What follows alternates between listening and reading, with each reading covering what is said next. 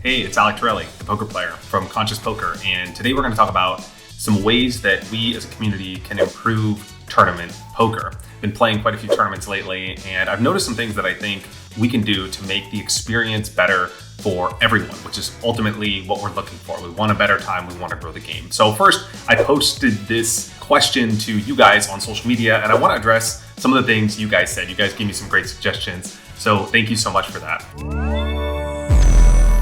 Most of these suggestions had multiple people saying the same thing. I'm going to pick some of the most common questions or objections or suggestions that I heard from you guys. The first one is JT. Twitter says rebuys are bad.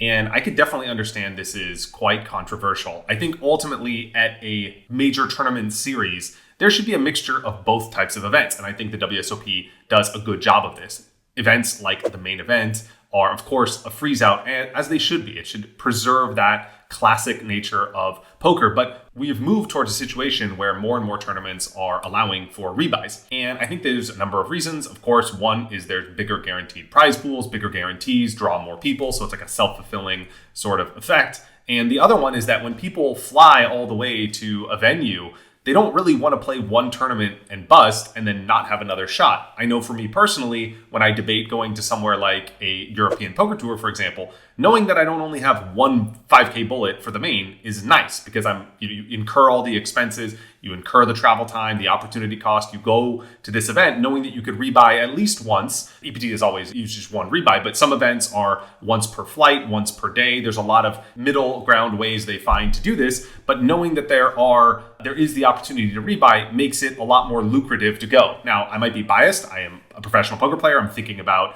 whether it's worth my time, my edge, my hourly, my opportunity cost. I'm thinking about all these like poker business things that other people might not be thinking about. But I understand that the downside of rebuys are that it makes it more likely that deep in the tournament, best players get to day two. A pro could fire, let's say it's 4 day ones. You could rebuy once per day, as we're seeing with some of these WSOP events, one rebuy per flight or whatever. You could buy in 4 times. You're almost guaranteed to make day two, right? If you play 4 day ones and you're a pro, it's very, very likely you're going to be in day two. And if the event is 4 days, it's very likely you're going to see a lot more pros in the money deep in the tournament making the final table. That's already the case because they have an edge, but rebuys make it worse. There is a middle ground here, and I think ultimately it's up to each tournament to find a few events that are rebuys, a few events that are freeze outs. Overall, I think it's the less of two evils. I think rebuys are better for poker. That's my personal opinion, but of course, I'd love to hear from you. Leave your thoughts in a comment below. All right, the next suggestion I got from you guys, many people echoed this. Sam on Twitter says faster play, 8-handed is better than 9-handed. More hands, more fun, more rec-friendly schedules, faster structures that minimize having to take time off work. Andrew also kind of echoes the same idea. Earlier start times, a structure where it's number of hands per level versus timed, shorter late registration periods. So I think all of this is bringing up a really interesting point, and it's how do we cater the experience to be better for the average player, for the recreational players, because recs also benefit pros because the more recreational players that are in the field, the more that the pros want to play. Again, it's a self-fulfilling sort of thing. So I think there's a couple things here. The first is faster play. I agree this is very important, and it's sort of interesting to me because it's not a thing in high stakes cash, especially that I'm used to playing, because pros all want to play very fast because they want to play as many hands as possible because they're thinking about their hourly rate. So they actually act very quickly. And of course, the recreational players also like to act very quickly because this is the thing the recs complain about more often than not. So it's kind of ironic that in tournaments, people take a very long time. I guess there's like more to think about in tournaments in a way because every decision could have implications for your stack and whatever. But for whatever reasons, the tanking in tournament poker is absolutely obnoxious a lot of times. And look, everyone does it. I do it in big spots, but it's the habitual tanking. And especially it is the habitual tanking when it's someone's decision pre-flop and nobody else has acted. So it's really weird because it's a spot, if you're a pro, especially if you're like a regular player, you've played thousands, hundreds of thousands of these spots where, it's folded to you in the cutoff and you just open or you fold. You pretty much know what you're going to do. You know what hands you're going to open. I don't understand the tanking. It's like a mystery. If you know why this happens, please leave your thoughts in a comment. This is like absolutely a mystery. Anyway, I'm on a rant. I agree this needs to happen faster. And a lot of people like Liam on my Facebook says, hey, we should have shot clocks for every player the moment they arrive at the venue. He makes a funny joke as well. And this is a very common way to respond to this. And we've seen some tournaments do the shot clocks. And the ironic thing about the shot clocks is we see some tournaments do it at every stage, right? They just always have shot clocks from the beginning, which is fine. You can make an argument for that. But other tournaments that I've played in, like the EPT, the High Roller, or whatever, in Barcelona, we do no shot clocks day one. And then when you're in the money or you're like, very further deep in the tournament, they start adding the shot clocks, which to me is antithetical to how the whole problem and the whole like structure is in tournaments. I'm not saying that the best, but it's kind of antithetical to how I think about the situation. If anything, the shot clocks should be on day one. We should have shot clocks from the beginning. Why? Because the tanking on day one is what is most obnoxious. If someone's tanking on day 3 in the money with like a big ICM decision, min cash in a high roller is 20K, final table money is 100K plus. I don't think people are really that annoyed, right? If someone's tanking for their tournament life on day 4, are you really that annoyed? Not really that annoyed. It doesn't happen that often. And it's a reasonable thing to tank for. You worked 4 days to get there. There's tens or hundreds of thousands on the line. Tank. Take 2 minutes and make a decision. It's really not that big of a deal. The obnoxious thing is when people are tanking on day 1 because the stakes are a lot smaller, the decisions are a lot easier. You're 200 big blinds deep. If you don't need to tank for 2 minutes about an open pre-flop. Right? So that if anything, we should have shot clocks on day 1, day 2, and remove them when we're in the money. Remove them at the final table. You don't need shot clocks at the final table. Someone wants to tank at the final table, once in a lifetime decision when ICM pressure is massive and there's a lot of things to consider, like every single other stack and everyone's ICM implication. There's all these different nuances to consider. And it's also, look, you're at the final table of a tournament. It's not like people have tens of thousands of iterations of playing final tables of tournaments. Most people don't make it to the final table that often. When they do, let the dude sit there for 2 minutes and think about what the fuck he wants. It's not a big deal. This is not the problem. The problem is level 1, day 1 of the main event, and it's just absolutely obnoxious. I know a lot of people, I've talked to a lot of recreational players, high stakes players that would play tournaments, but they prefer cash because it's just so annoying. So anyway, if anything, I'm open to shot clocks. I actually enjoy shot clocks as well, but let's put them earlier on in the tournaments, in my opinion,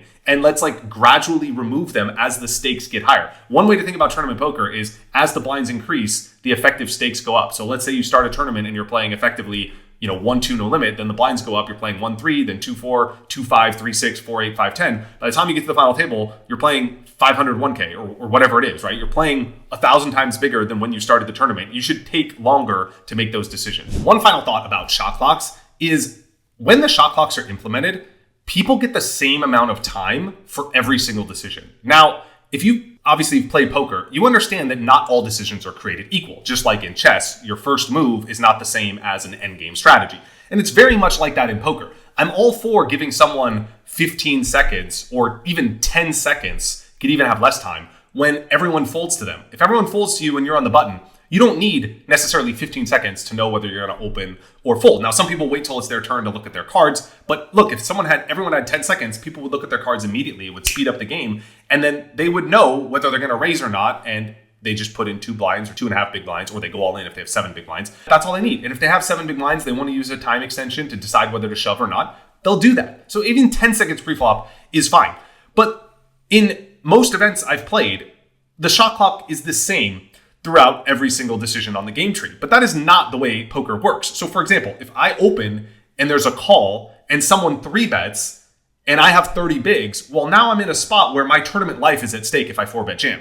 I should not get 15 seconds facing a call and a 3-bet. So if the action is reopened pre-flop and there's a 3-bet or a 4-bet, you need more than 15 seconds as the default amount of time that you're going to take, because now you have a big decision. Big decisions warrant more time. Again, people usually aren't stalling in these spots, but you have to make it fair for everyone, that people that actually need time. So when there's a 3-bet pre-flop, you should get 30 seconds. And likewise, look, on the flop, if you're going to debate your c-bet strategy, maybe 15 seconds is fine. On the turn, your default time should at least be 20. Turn decisions, again, the pot is a lot bigger. The game tree is a lot more complex. There's a lot more information to process. You should maybe get 20 seconds on the turn. Maybe on the river, you should get 30 seconds to act. When let's say you're out of position in a 3-bet pot. I played a hand at the EPT. I'm out of position in a 3-bet pot. I check the flop. I bet the turn. And now I'm on the river and I have a stack to pot ratio of 1.3. It's day 3. My tournament life is on the line if I jam. And I have 15 seconds. It's like, look, I understand you want to speed up the game, but this is not a spot where taking 30 seconds is ruining poker. You're talking about a spot where you have 50 big blinds on the line on day 3 in a 3-bet pot. It's reasonable to take 30 seconds as a default time before you need to use a time bank. So I had to use 2 time banks even to think, or a time bank or whatever, to think about my river decision, which I had time banks and it was fine. But like, these are the nuanced spots of time banks that we need to have in tournament poker. Finally, if someone is all in, again, they should not have 15 seconds. If someone puts someone all in, the other player who is thinking should have a default of 1 minute. The guy's all in. It's not a 15-second spot. So the shot clocks also need to vary based on the action, and I hope that helps clear this up. I'd also like to address the other issues that they brought up. They wanted earlier start times and more rec-friendly schedules that are faster where you don't have to take time off work. Now, this is pretty tough here. This is a really challenging thing, I think, for tournament directors and the tournament community as a whole, because again, we want to cater to recreational players. We don't want people having to take a lot of time off work. I understand that other people have schedules and they need to manage poker within the context of their life. For most people, poker is not their life. It is a part of their life. It is a secondary or tertiary thing. And so they need to be able to fit poker within the construct of their life. And that makes sense. We need to cater to those people as an industry. I agree that earlier start times make a lot of sense. I think playing till 3 a.m, while it might be good for like the degen poker player that, lives and sleeps and eats and breathes poker, for a lot of people, especially an older crowd, a lot of these senior events and a lot of seniors play poker. It's a huge market of people that are poker players. They don't want to start late and play till 3 a.m. And in fact, if you talk to a lot of older senior players, they will mention that the schedules, the structures are more disadvantageous to them. We don't want to segment an entire group of the market and sort of make it more difficult for them to play. So I think earlier start times make a lot of sense. I think 11 a.m. is reasonable. We don't have to start at 1 or 2. Noon is kind of okay, but then you have to think about how long we play in the day. I think the ending time is also really important. We have to find that balance, perhaps starting at 10:30 or 11, and I think that makes a lot of sense. Now, the structure side of things is really, really tough, because in order to get the tournament down to, let's say, 2 days or 3 days, you really need there to be 30-minute levels if you're going to have any sort of size, reasonable size field. In fact, if you look at the WSOP schedule this year, events like the Millionaire Maker that are a $1,500 buy-in, there's 4 day ones and it's a 5-day tournament. So there's 4 day ones plus it's a 5-day tournament. So you could be at that one tournament for 9 days. And that is a long time to commit to a series. Now, you could argue, well, someone will just play day 1D and then they'll only have 4 more days, but still it's 5 days of time for a $1,500 tournament. It's kind of a big commitment for a lot of people. At the same time, the levels are only an hour long. Now, the main event has 2-hour levels, but if you go down to something like 30-minute levels and try and condense that to a 2.5 day, maybe 2 day plus 1 day for the final table. If someone is at the final table, they take a day off work. It is what it is. It really sort of changes the entire tournament. Of course, it's better for professionals to have slower structures. They benefit from being able to pick their spots better. But even from a playability, enjoyability, strategy standpoint, even for recreational players, they want to play poker. They want to play longer. They don't want to bust in the first few levels. If you increase the blinds every 30 minutes, they might only play 4 hours. And it's not that great of an experience to go all the way to Vegas, play a WSOP event, and only last 4 hours because the blinds went up 8 times and they find themselves in a tough spot and they have to make a move and they bust. So this is a really tough one. I personally, I always look for events that have 1 hour levels. I love also the events like EPT that does 75 minutes and 90 minutes on day 2. I love the main event. It's my favorite tournament in the world that does hour and 20. I think a reasonable thing that I see tournaments do is 40 minutes day 1 and then day 2 is 60. I even think day 3 beyond could be 75. Again, talking about the principles from the previous point, I'm okay if I bust day 1. I don't have any really emotional attachment. I could go play another tournament.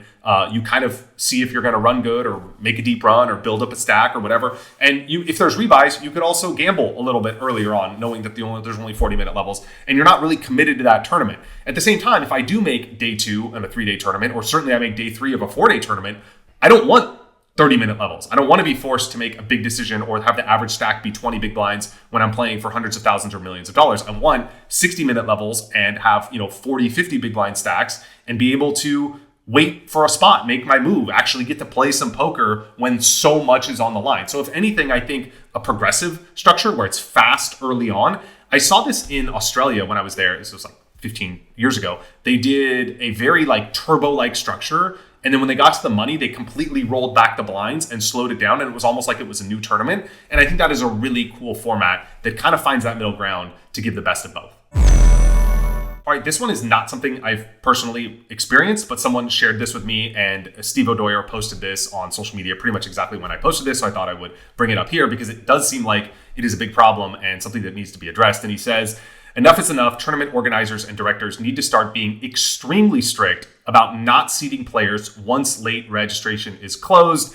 And he goes on to mention someone that kind of abuses this and other players that abuse this. It seems like from what he's saying, it's a habitual thing. Again, I haven't personally experienced this. I personally like to go level 1 to a tournament. I without getting into the strategy, I love playing right on time. So if the main event starts at noon, I'm there at 11:45, doing my pregame. So anyway, I understand that this is a problem. And for those that are maybe perhaps more unaware, the reason this is a problem is because when you register late, you are registering closer to the money. Now, if everyone has an equal opportunity to do that, it's sort of equal known strategy and everyone could apply their own theory to what is better to do. But if, for example, someone has the opportunity to register 30 minutes past the registration time, and they're the only player to do that, they are registering closer to the money than everyone else. And some tournaments, the cap for late reg is actually quite close to the money. Every tournament has its own nuance. And so if there's a ninja sniper that is figuring out that, hey, this tournament late registration ends pretty close to the money, and then they find a way to sort of finagle the system where they stall, I got there late, hey, I'm coming in 10 minutes, I'll be there, stuck in traffic, whatever. Then they register and they take extra time, and then they don't walk to their seat quick enough, and whatever. 30, 40 minutes goes by, they're getting an unfair edge. Their ROI, another way to think about it, is the value of their buy-in is going up as they're getting closer to the money, but they don't have to post a hand. They don't have to post a big blind. They don't have to post an ante. So they have the same amount of chips, but they're getting closer and closer to the finish line where they're getting real money back for cashing in the tournament. So is it a huge edge? Like Isaac Haxton puts out in a response here, it's not a massive edge. Maybe it's only a 1 or 2% ROI, but if someone's doing that over and over and over again, and the edges are already very thin in these high roller fields, I'm assuming that was what Steve O'Dwyer was playing as a high roller, it does add up. If it's a $100,000 buy-in, 1% edge, 2% edge, it's thousands of dollars. And it also, like Isaac Haxton points out, it's not only about the edge, it also is about creating this cutthroat, toxic sort of environment where everyone's kind of on defense in this zero-sum environment, looking out for, all of their own edges and trying to snipe every single edge. It's not a fun environment to play in. It also, of course, turns off recreational players that feel like they're just getting sniped by people that are sort of manipulating the system. So it sounds like this is something that organizers need to do a better job of. And Steve makes a good point. Look, if you are on a app and there's an app for the tournament, when it starts, when it ends, it is exactly precise what time late registration closes. The information is available to anyone. There really is no excuse someone's going to be late to the max late reg. I mean, if there is, it happens, but everyone has the same information days ahead of time when the late registration cuts off. I mean, even the WSOP, I'm recording this in April, they've posted now in June when the cutoffs are for the late reg. So you have 2 months to get there on time. It's really not a big deal. So I think there needs to be something to do about this. And a great tournament poker app to help tournament organizers navigate their tournaments a lot better is called Let's Poker, in collaboration with them. So if you want to get onboarded with this app to help you run your tournaments a lot smoother, make it a lot more transparent, and help it run more seamlessly for what's going on, feel free to DM me, email me at Alec at Conscious Poker. I can set you up with the team. The app is incredible. It is premier, top quality, and it's frankly the best tournament app I've ever seen to run your card room, run your poker room. So hopefully that helps make this more efficient as well.